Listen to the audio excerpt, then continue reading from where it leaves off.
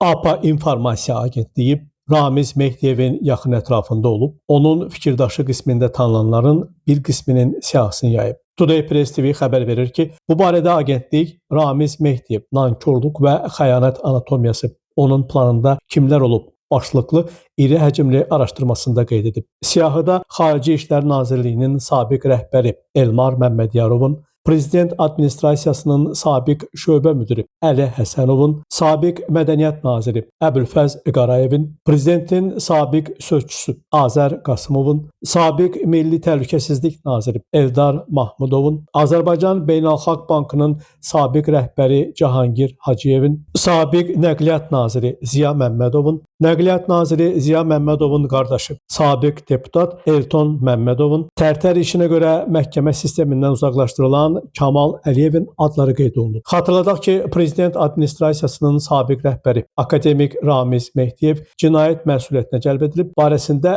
4 aylıq ev dustaqlığı qəti imkan tədbiri seçilib. Dövlət Təhlükəsizliyi Xidmətinin Baş İstintaq İdarəsində Mehdiyevə qarşı dövlətə xəyanət, hakimiyyəti zorla ələ keçirmə və ya onu zorla saxlama, cinayət yolu ilə əldə edilmiş pul vəsaitlərinin leqallaşdırılması ittihamları irəli sürülüb. Namiq Abbasov, Today Press TV.